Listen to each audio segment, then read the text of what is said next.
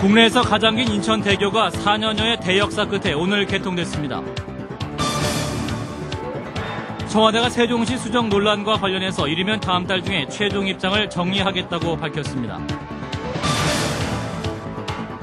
남북 적십자사가 실무 접촉을 가졌으나 이산가족 상봉 시기와 인도적 지원 문제를 놓고 진통을 겪었습니다. 피겨 여왕 김연아 선수가 내일 새벽부터 그랑프리 6회 연속 우승에 도전합니다. 이상은 이 시간 주요 뉴스입니다.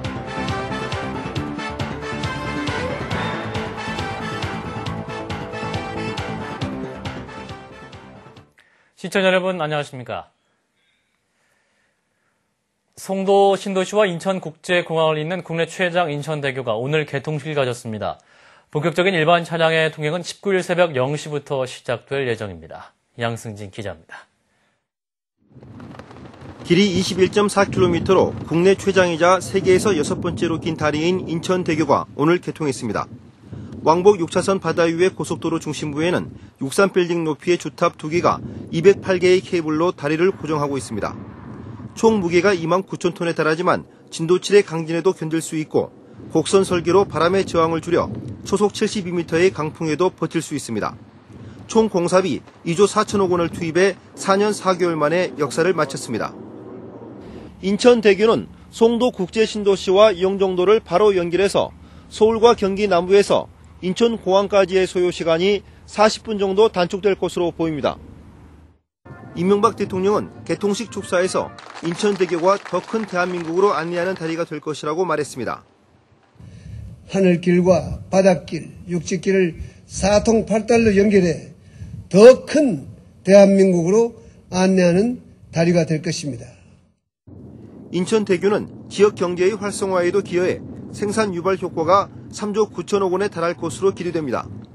개통식은 오늘 열렸지만 일반 차량의 통행은 오는 19일 0시부터 시작됩니다. 민간 자본이 투입돼 건설된 인천대교를 통행하는 데는 5,500원의 다소 비싼 요금을 내야 하며 이용률이 낮을 경우 정부가 30년간 손실을 보전해줘야 합니다. CBS 뉴스 양승진입니다. 정부와 여당은 세종시 문제와 관련해서 빠른 시일 내에 수정안을 내기로 했습니다. 청와대에서 곽인숙 기자입니다.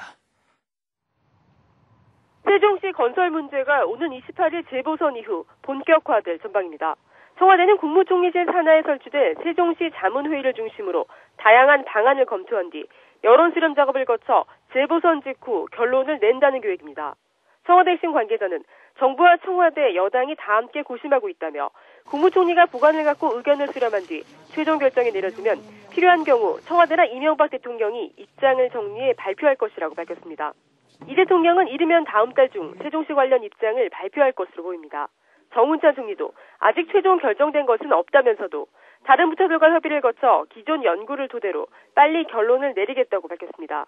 현재 정부가 유력하게 구상 중인 세종시의 수정안은 교육과학기술부와 환경부 등 일부 부처만 옮기고 대학과 대기업 본사, 공장 등을 추가 이전하는 겁니다. 여권의 핵심 관계자는 정부가 단일화를 내기보다는 장관고시 변경과 특별법 개정안 등 복수안을 세종시 수정안으로 제시할 것으로 본다고 말했습니다. 그러나 야당과 충청권이 이전 대상 부처를 축소하는 장관고시 변경에 대해서도 강력 반발하고 있는 상황에서 정부가 세종시의 원안을 철회하고 수정안을 추진할 경우 논란은 더욱 격화될 것으로 예상됩니다. 청와대에서 CBS 뉴스 곽인숙입니다. 이산가족 상봉행사 정례화를 위한 남북 적십자 실무 접촉이 오늘 개성에서 있었습니다. 남북은 오늘 하루에만 4차례나 만났지만 이산가족 추가 상봉과 인도적 지원 문제에 대해서는 의견 차를 좁히지 못했습니다. 박지환 기자입니다. 남북이 추가 이산가족 상봉 행사 일정을 놓고 오늘 팽팽한 신경전을 벌였습니다. 지난 14일 임진강 수해 방지를 위한 남북 당국 간 회담 때와는 사뭇 다른 분위기였습니다. 우리 측 대표인 대한적십자사 김희도 실행위원과 김성근 남북교류과장은 북쪽 대표 3명과 오늘 4차례나 머리를 맞대고 이산가족 상봉 행사 개최 등 인도적 현안을 협의했습니다. 우리 측은 다음 달 서울 평양 간 이산가족 교환 행사와 내년 설 행사 개최 등 이산 상봉 정례화를 제의한 것으로 전해졌습니다. 또 그동안 특수 이산가족 형태로 상봉 행사를 치러왔던 국군 포로와 납북자 문제의 근본적 해결도 북측에 제기한 것으로 알려졌습니다. 이에 대해 북측은 쌀과 비료 등 인도적 대북 지원 문제에 초점을 맞추고 있어 있어 합의 도출에 어려움을 겪은 것으로 전해지고 있습니다. 실제로 지난 추석 계기 이산가족 상봉 행사 때 북측은 우리 측에 이산 상봉에 상응하는 성의를 보이라고 언급한 바 있습니다. 통일부 당국자는 현재까지 입장차가 있는 것은 사실이지만 의제라고 생각하는 범위 안에서 이야기가 진행되고 있다고 밝혔습니다. 금강산 관광 재개나 최근 귀순한 북한 주민 송환 문제 등 돌발 변수는 제기되지 않았다는 뜻으로 해석됩니다. CBS 뉴스 박주환입니다. 피겨 퀸 김연아 선수가 내일 새벽 프랑스 파리에서 열리는 국제 빙상경기연맹 피겨 그랑프리 1차 대회 쇼트 프로그램에 출전해서 6회 연속 그랑프리 대회 우승에 도전합니다.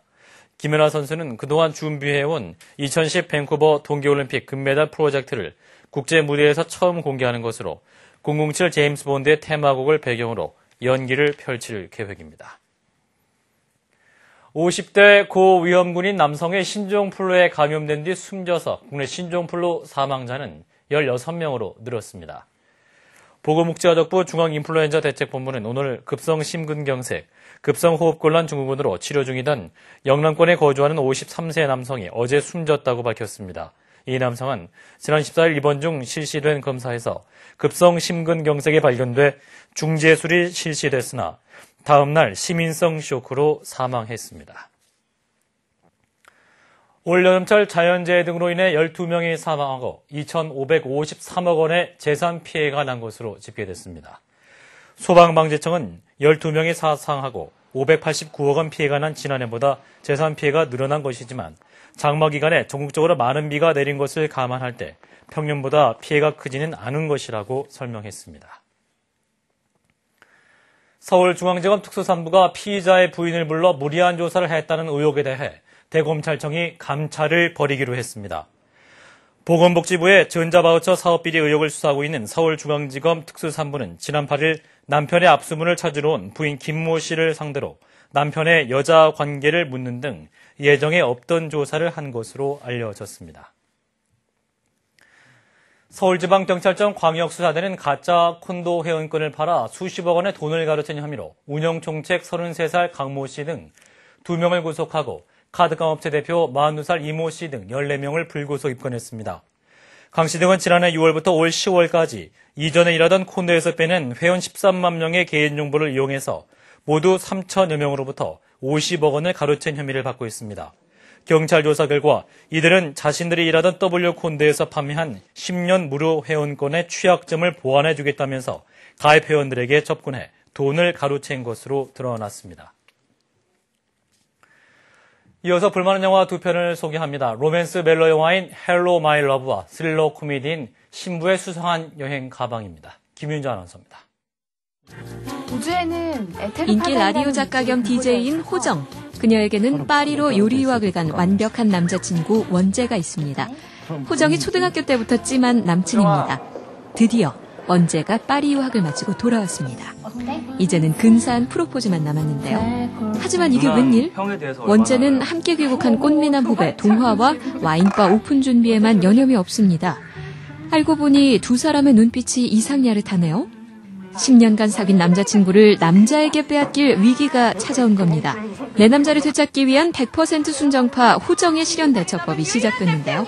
과연 원재의 사랑은 되돌아올까요? 고쳐서 쓰고 싶어.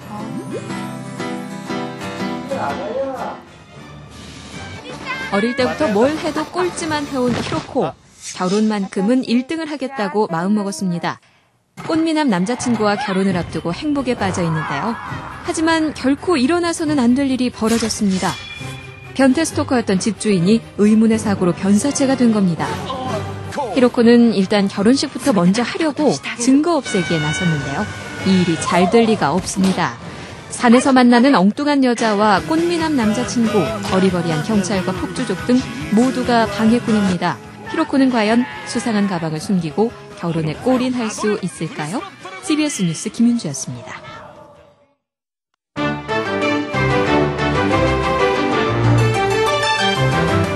파키스탄 정부와 탈레반의 유혈 충돌이 심각해지고 있습니다. 어제는 탈레반이 경찰서를 습격하는 등 하루 동안 모두 5건의 테러를 저질러 40명 이상이 목숨을 잃었습니다. 파키스탄 정부도 반격을 준비하고 있는데요. 전운이 감돌고 있는 파키스탄으로 가봅니다. 테러는 라호르 연방수사국 건물을 무장대원들이 습격하며 시작됐습니다. 이후 인근 경찰학교와 경찰서 등 5곳에서 총격전과 폭탄 테러가 잇따랐습니다. It was sparked here. It seems to be a remote-controlled explosion. This is not a suicide bombing. 파키스탄 정부는 이번 연쇄 테러 대처 방안으로 탈레반 본거지에 대한 대규모 공격을 준비하고 있어 이곳 주민들은 피난을 떠나고 있습니다. 미국에서 6살 난 어린이가 하늘을 나는 기구에 탔다가 실종된 것으로 알려져 한바탕 소동이 벌어졌습니다.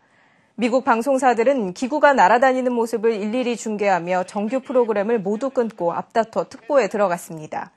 하지만 착륙한 기구 안에 어린이는 보이지 않았는데요. 그로부터 3시간 후 들려온 황당한 소식. 기구에 탔다던 소녀는 집 다락방에서 발견됐습니다. How did it feel to see my son again? This is a relief. We're going to watch him a lot closer. 성급한 제보에 구조 헬기와 방송사 중계 장비가 총동원되는 어처구니 없는 해프닝으로 끝이 났습니다. 농업이 큰 비중을 차지하고 있는 페루가 최근 지구온난화로 어려움을 겪고 있는 것으로 나타났습니다. 높은 산봉우리에 쌓여있던 눈도 최근 몇 년 사이 녹아내리고 더워진 날씨에 기생충도 기승을 부리고 있다고 하는데요. 2030년까지 지구온난화 피해를 줄이는데 우리 돈으로 4천억 원 정도 들 것으로 예상됩니다. 지금까지 김도란이었습니다.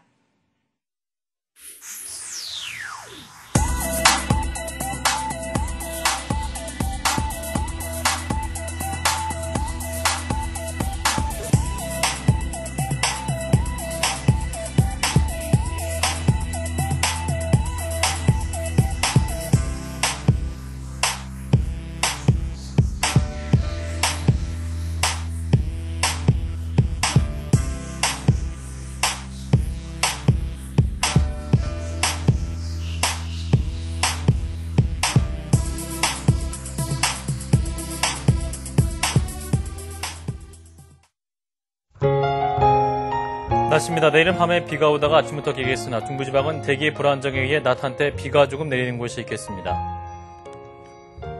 아침 최저기온은 10도에서 17도, 낮 최고기온 15도에서 23도가 되겠습니다. 주일은 맑겠고 월요일인 전국에는 비가 내리겠습니다. 서울의 지금 기온 19도입니다. 이상으로 CBS 뉴스를 마칩니다. 고맙습니다.